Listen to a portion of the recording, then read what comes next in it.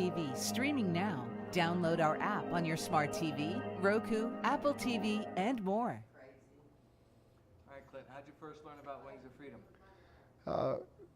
While I was out traveling, I met a lady that was a graduate of the program, and one day she asked me if I'd like to come to her church, and I thought that was a really good idea. It's one of those things that I would, she says, I'd like to go to your church. I'd like for you to come to my church, and I thought, I'd like to go to your church.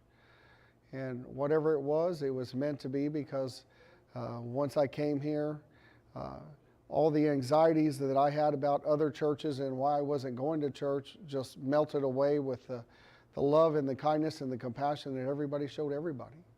This church is about love and compassion and helping people. And I always thought that too many churches judged you and if you weren't dressed well enough and things like that. But when I came through here, it's like, you know what, come on in, brother.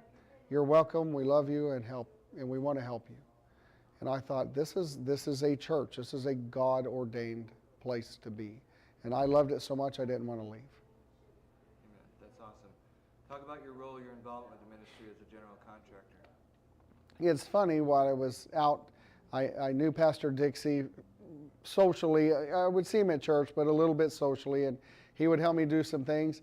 He really didn't even know what I did.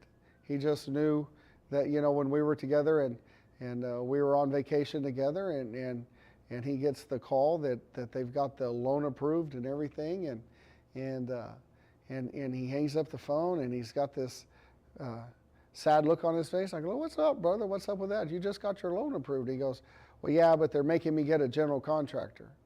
I said, that's all you need, is that for your project? He goes, yeah, but now I got to find one. I said, do you not know that's what I do? He goes, that's what you do? I said, yeah, and I'll be happy to do it for you. And he goes, well, what are you going to charge me? And I said, I'll do it for free. I said, my businesses are highly blessed. And because of that, I'm able to be here and to work for you and do all of these things. And actually, I was being selfish, because it had always been a goal of mine to help raise up men and teach men the trades and skills that the good Lord has put within me. My kids never wanted to really know all the different trades that I have inside of me. And I always wondered, God, why'd you give me all this to just let it go away with me? And be careful what you ask for. Because the good Lord brought me here. He had his sights set on me being here. And he gave me the desires of my heart by bringing me here. And it's just a wonderful thing how he used my life and what I did to get me to a place that I always wanted to be at. And I just love it here, and I don't want to do anything else. Good. So we're here in 2021. He was knowing he needed to raise $4 million after spending $500,000 on the property, 85 rooms. It was just starting to gut him out. We got some mattresses.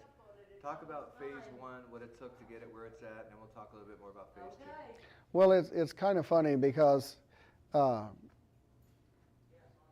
once I come along, they were at a point where they needed to be able to do more than just tear things apart. And we had to start making plans to go forward and stuff. And God brought me here just at the right plan. He got his loan. He brought me here. We had some money so that we could start building back, because there was a tremendous amount of building back. And once we found several things in it that we had to fix, then we were able to, continue to tear apart, continue to do those things, but then fix the structure so that we could go forward. And that's when I came in, and that was such a delight, because I love engineering things and doing things like that. And it was a blessing to me, and the men that were here, they worked hard. We got it all done, and in a way that I believe is what I was told by Pastor Dixie. It needs to last 50 years, or at least till Jesus comes back. So that's what our goal is. Make it last at least 50 years. I know they've been saying it for a long time, but I don't think we got 50 years left, but you never know. But it seems like it's urgent. We're running out of time. Every ministry on the planet's like, when he comes back, he's separating sheep from goats. We want more sheep. So talk about, even as you're doing this project, some of the folks that are in the program, you're able to share the gospel, make disciples. How does it all work under the umbrella of this project? Well, I think it is just the best thing that, as a leader of men, that you could possibly want in your life, because as I'm learning the gospel and as I'm being trained through the leadership of Pastor Dixie and all of his advice, and to learn how to deal with men that have real world problems.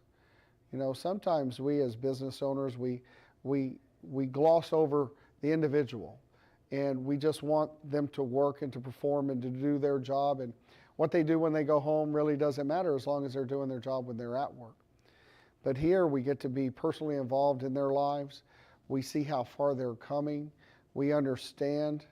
I always say, unless you have understanding of the individual, you're never going to have compassion for that individual. So I had some hard lessons that I was taught to get understanding, and once you are willing to get to understanding, to know that person and why they're the person that they are, it's like crazy. It's everything works for everybody's benefit, and it goes a long way for a lot of things. And it's just a blessing to be able to learn those men and use the skills and things that they have to the best of their ability, and then train them in a way that they understand, can overcome the obstacles, and get them where they're proficient at doing different tasks. It's just a blessing. Yeah, praise God. So how can people get involved and support the work that still needs to get done here at Wings of Freedom? This is a donation-based ministry. Everything we do is donation-based. We take no government funds. We do that intentionally because we think we are our own best leaders. We don't need somebody else to come in and tell us how to do things that they have no idea how to do. Teaching men and women like we teach them is an art and something that you have to have a testimony for. And the government programs don't have testimonies. So it is all donation-based. You can go online to our Wings of Freedom websites. We have our donation sites. Wherever you are at within the world, you can donate money online. You can do all kinds of things to help support us. If you want to just come and see the place, come see the place. We're more than happy to give you a tour and show you what we do, and and that piques a lot of people's interest, because when they see it, because a lot of people don't really believe, man, is it really this good? Can you really help the people off the streets like that and the people out of prison? Yes, we can. It is a ministry based on people's testimony. A testimony. Pastor Dixie had an 80-year prison sentence. It takes a man like that went through the man to do the things that he does with people, because people look at him and say, man, I've been there, and you've done that, and well, you actually wrote a book on it too. And he goes, yes, I did.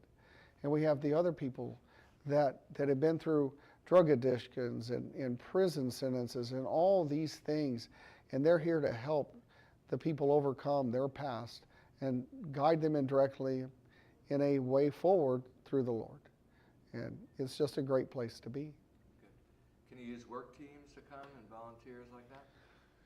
We can always use volunteers. The thing is that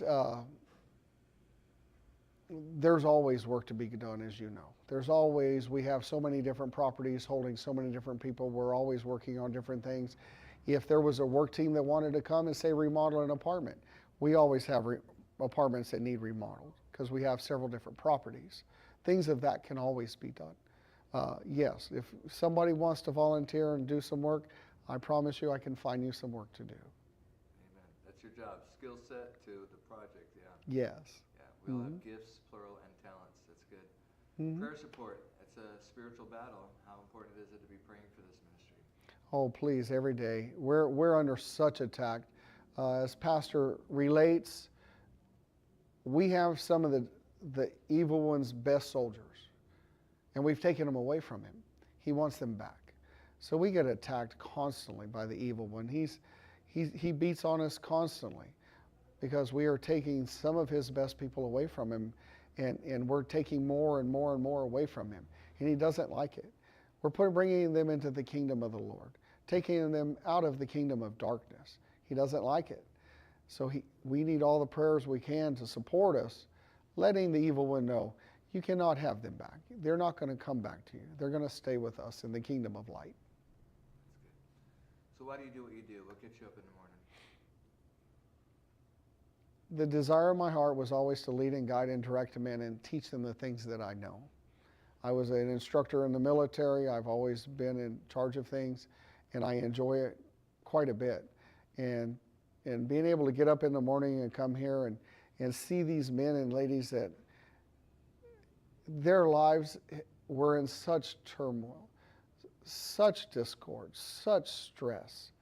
I mean, I could not imagine a woman that lives on the street for 6 years or has been trafficked, or the men that at 35 years old have never even had a job because they were drug addicted. Their parents would do things to them that were horrible, but they come here and they want a life and they want to learn, and they're so eager to have that love and just to have the love. Where do you walk around on any construction site and one of your men says, "Hey, I love you, brother"? Where does that happen? Nowhere. What do we all crave? We crave love. We are made in God's image, and God's image is love. Therefore, we are His image of love. And that's what we are called to do, is to love each other. That's the only two commandments that Jesus gave us. Both of them have to do with love. And that's what we do, and we preach and we try. And do we have our ups and our downs and our difficulties with each other? Of course, we're men. But then we turn around and we say, "No, brother, I was wrong. I apologize. I love you, and let's just go on." That's why I get up. Because this place is love. Yeah, bingo. Wish the whole world can wrap their head around that. That's it. It is, but you have to lose yourself. Wrap their heart Well, you around have to circumcise your heart to the things of the world. You have to drink the living water that God gives us to put into our souls, to grow us in a way that is worthy and pleasing to Him. And that's what He calls us to do. And you have to die to yourself daily. And, you know, I'm a very high-strung, A-type person. I have a lot of witnesses. And it's taken me a long time to calm myself and know, brother, and get that compassion word. Once I got some understanding and compassion, it made my life so much easier. A lot of us, I never wanted that. I mean, some of the people here I would never even have talked to, tattooed up and all of this stuff.